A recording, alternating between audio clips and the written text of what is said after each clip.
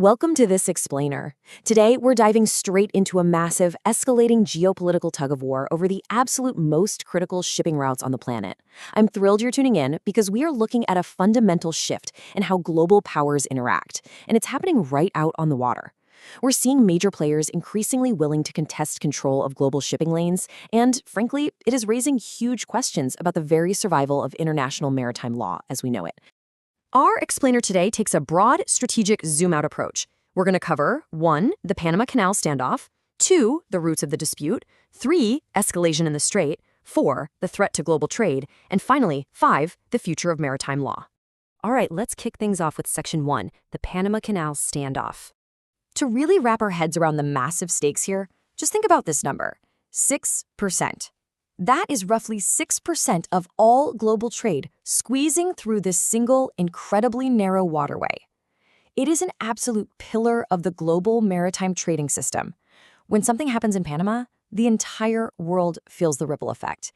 And right now, the United States and China are trading some incredibly intense barbs over influence in this exact route. Things heated up really quickly earlier this week. Washington, alongside several of its regional allies, dropped a joint statement. They are officially accusing Beijing of targeted economic pressure. Specifically, they're claiming that China is deliberately holding up Panama-linked ships in Chinese ports. The U.S. and its allies are calling this a blatant attempt to politicize maritime trade, and they're warning that any undue external pressure on Panama is a direct threat to the region's freedom and security. Now, caught right smack in the middle of these two superpowers is Panamanian President José Raúl Mulino. He put out this statement, and you can really see him walking a delicate tightrope. He welcomed the solidarity from allied countries about the delayed ships, but he actively tried to cool the temperature right down. He emphasized a strict desire to avoid international controversy and maintain respectful relations with everyone. It's a remarkably tricky diplomatic position to be in. Moving right along to Section 2, the roots of the dispute. So what actually triggered this sudden wave of accusations and detentions? Let's trace it back. The initial spark really goes back to January, when Panama's Supreme Court scrapped a long-standing port concession held by a Hong Kong-linked company. Right after that, throughout February and March, we saw a lot of sustained diplomatic pressure from the U.S., specifically aimed at curbing Chinese influence in the region. And then bam!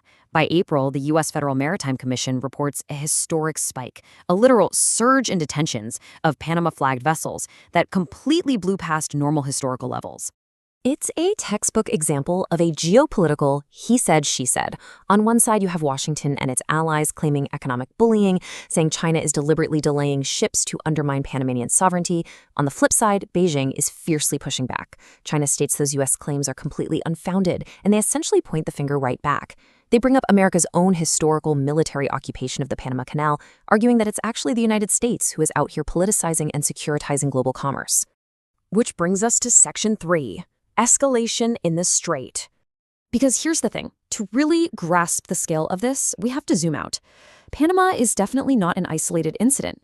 What other maritime crises are happening right now? Well, the situation in the Americas is actually playing out alongside a massive worldwide erosion of maritime norms. Superpowers everywhere are increasingly testing the boundaries of the open seas. Let's jump over to the Middle East for a second, to another vital choke point, the Strait of Hormuz. During peacetime, an astonishing 1/5 of the world's oil and liquefied natural gas supplies are shipped right through here. 1/5. But as we know, it is not peacetime. Following U.S.-Israeli attacks on Iran earlier this year, Tehran responded by effectively closing the strait. This disruption has dragged on for weeks, and it's sending major shockwaves through global energy markets. And the situation there has escalated into dangerous tit-for-tat actions incredibly fast. Just look at this list of developments. Iran started charging tolls to pass through the strait, which is totally unheard of for a natural waterway. The U.S. countered that by imposing a naval blockade targeting Iranian shipping.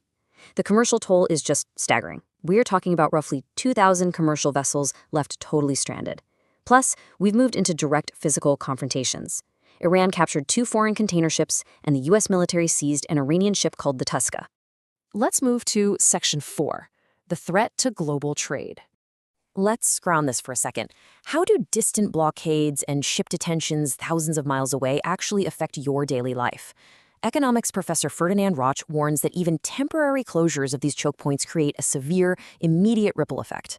Make no mistake, this hits our wallets directly. We're looking at instant supply bottlenecks, wild stock market volatility, intense inflationary pressure that drives up the price of your everyday goods, and, if it drags on, a measurable drop in global GDP. It's a direct threat to global prosperity. Let's bring this all the way back to the Panama Canal. Professor Stefan Maurer points out that if the canal faces a sustained disruption, these massive trade flows are going to be forced into long, incredibly expensive detours. We're talking about major routes, the U.S. East Coast to Asia, South American intercoastal trade, and vital links connecting Europe and the U.S. to the west coast of South America. Ships would literally have to sail all the way down and around the southern tip of South America. It is a costly, logistical nightmare that ends up impacting absolutely everyone.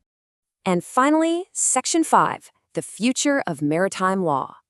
So, what does this mean for the survival of the international laws that have governed our seas for centuries?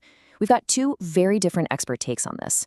First, Abdul Khalid argues that this rising global rivalry is spilling directly into these maritime choke points. He suggests this pattern of coercion means we're entering a tough new era of sustained geopolitical volatility. Basically, shipping firms are already having to pragmatically adapt because they expect this to be the new reality, a much higher baseline of risk and way more frequent disruptions to global supply chains. But then you have James Kraska, an international law expert from the U.S. Naval War College, offering a much more optimistic perspective. He really doesn't believe this is going to become the permanent new normal. He points out that the fierce global opposition to skyrocketing energy costs, which is the direct result of these closures, is ultimately going to force diplomatic resolutions. He believes nations fundamentally understand that their legitimacy relies on sticking to the rule of law, rather than just acting as unilateral gatekeepers of the oceans. So where does that leave us? We're standing at a fascinating yet really precarious crossroads in global history. We've seen how a port dispute in Panama strangely mirrors blockades in the Middle East, all of it sending immediate real-world shockwaves through our global economy. The foundational laws of the sea were built on this core idea of free, unimpeded commerce. But as superpowers are increasingly willing to use global shipping lanes as their own personal geopolitical battlegrounds, literally weaponizing the very choke points that connect us all, we really have to ask, can those centuries-old rules actually survive this aggressive new era of global trade? Thanks so much for joining me for this explainer, and I'll leave you to ponder that vital question.